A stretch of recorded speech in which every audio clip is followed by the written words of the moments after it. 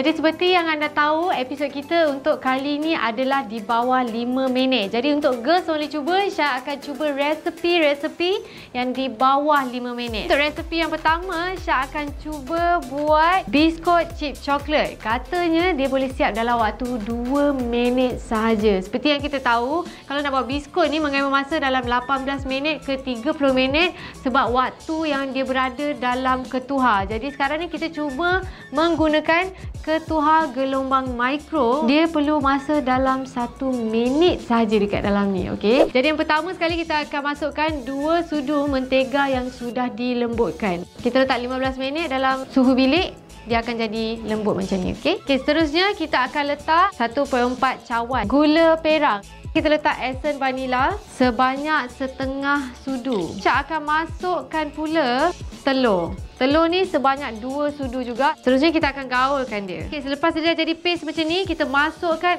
6 sudu tepung. Jangan terpung, okey. Kita masukkan 6 sudu tepung seberguna. Selepas kita masukkan tepung seberguna tu, kita masukkan pula secubit garam. Sekarang adalah waktu kita gaul lagi. Gaul ni gaul lah perlahan-perlahan. Janganlah gaul lah laju kang. Habis sampai muka putih. Bahan yang terakhir kita masukkan pula kita punya chip coklat. Dalam video ni dia kata jangan letak semua, kita tinggalkan sikit untuk kita hias dekat atas kita punya biskut tu nanti lepas kita dah bentuk dia. Sekarang ni dah letak kita punya chip coklat, kita gaul dia lagi. Okay, jadi sekarang kita masukkan butter kita tadi ni, kita letak dalam kertas pembakar. Langkah yang terakhir, Syah akan letak chip coklat yang seperti yang dibagi tahu tadi untuk menghias dia dekat atas. Okey? Makan sikit sebab kita lapar. Bau sekarang ni memang dah sedap lah. Macam dalam video dia boleh makan tau ni. Tapi Syah tak nak makan sebab ada telur yang kita belum masak lagi. Okey, jadi seterusnya kita akan masukkan dalam ketuhar gelombang mikro. Kita gunakan suhu yang paling panas. Bakar dia selama 1 minit 30 saat. Kali ni Syah nak tunggu dia jadi kita punya biskut. Tak nampak lah. Sedap tak bau dia? Macam bau susu. Macam bau vanila. Dah kita letak vanila kan? Dah siap! Bismillahirrahmanirrahim. Nampak tak? Ini adalah biskut 2 minit kita. Bau dia sedap sangat bau dia. Ini bukan biskut yang biasa tau. Ini biskut kita makan, luar dia rangup, dalam dia lembut. Mungkin saya letak lebih chip coklat, jadinya dia nampak kepirangan kat sini. Yang ni nampak putih. Sekarang dia dah sejuk. Bila dia dah sejuk, dia akan sedikit keras macam ni. Okey, sekarang saya nak rasalah. Bismillahirrahmanirrahim. Sumpah sedap. Kita boleh jual. Tapi kita masak 2 minit je. Nampak tak? Chip coklat dia cair kat dalam tu. Dia jadi warna-warna coklat. Jadi nilai yang saya bagi sebenarnya 10/10. Kalau kita tolak persediaan dia, memang 2 minit. Kalau campur dengan waktu kita nak sediakan bahan-bahan tu, dia masih di bawah 5 minit. Bahan-bahan dia semua senang cari. Tepung, macam gula. Saya memang suka sebab dia sekejap je dan dia memang sedap. Okey, sekarang kita nak buat roti kayu manis atau lebih dikenali sebagai cinnamon roll. Dia terbahagi kepada 3 bahagian, iaitu pertama kita kena buat dia punya inti, kedua kita kena buat dough, ketiga kita akan buat icing dia dekat atas untuk kita cicah yang lagi sedap.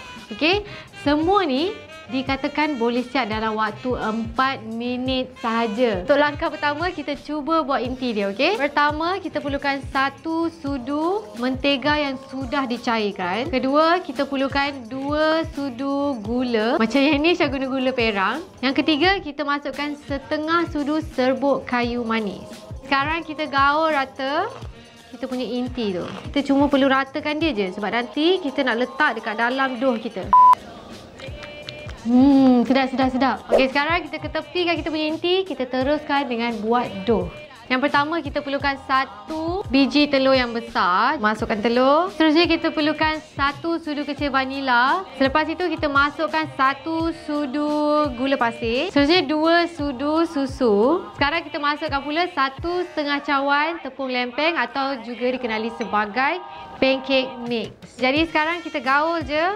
Bagi dia rata. Takut tahu, ini yang pertama kali Syah buat roti kayu manis. Syah tak pernah selama ni buat. Selepas dia jadi macam ni, kita dah boleh letak dia dekat pelandas. Kalau Syah menggunakan kertas bakar ni. Okay, sekarang kita penyekkan dia. Okay, sekarang ni saya rasa Syah masih memerlukan sikit lagi tepung.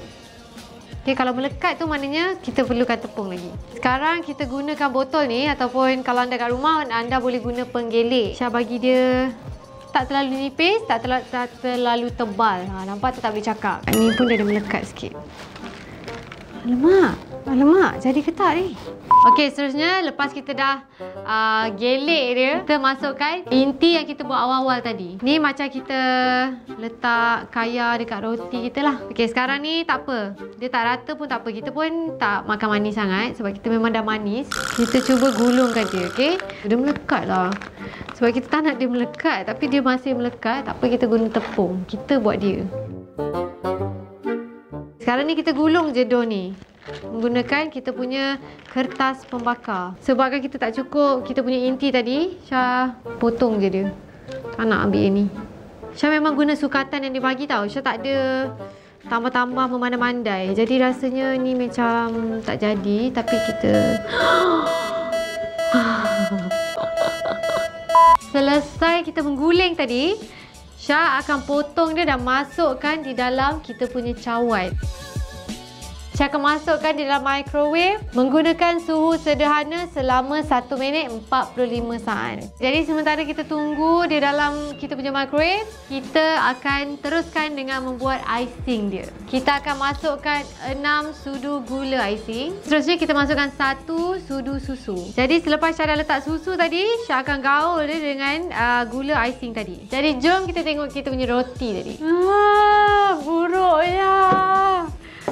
Panas. Tapi tak apa, sekarang ni kita teruskan dengan langkah terakhir kita, iaitu kita letak sedikit icing dekat atas roti yang tak jadi. Jadi inilah hasil dia. Syah nak cuba rasa lah. Kalau Syah sakit perut, kita boleh salahkan producer.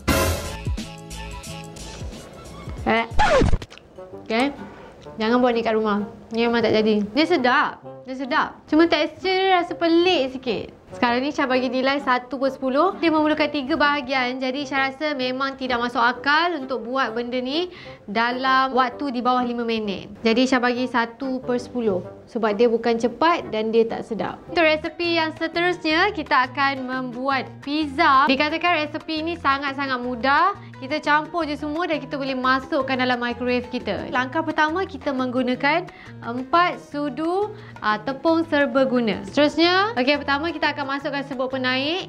Yang kedua, kita akan masukkan soda bikarbonat. Seterusnya, kita dah masukkan garam. Sekarang kita masukkan 3 sudu besar susu. Sekarang ni kita gaul sampailah kita dapat tekstur jadi macam dough pizza yang kita selalu makan tu. Jadi bila dia dah jadi macam ini, dalam video ni dia terus masukkan topping. Tak payah masak ni dulu. Seterusnya kita akan masukkan puri tomato ni. Seterusnya kita masukkan kita punya keju. Keju yang kita gunakan adalah mozzarella. Kita hias dia dengan cili. Kita guna cili besar je yang ni. Seterusnya kita letak je serbuk oregano ni dekat atas. Kita letak sedikit minyak zaitun ni ke atas ni. Bagi dia nak senang masak. Dah siap. Kita dah boleh letak di dalam kita punya microwave. Jadi kita masak dia selama 1 minit menggunakan suhu yang paling panas. Okey? Okey, sekarang pizza kita dah siap. Bau macam dah sedap. Rupa pun macam dah sedap. Jadi sekarang dia punya keju dah mencair dengan cantiknya. Cuma dia punya cili tu dah ke merata-merata tempat. Nampak tak? Sekarang saya nak rasa pula.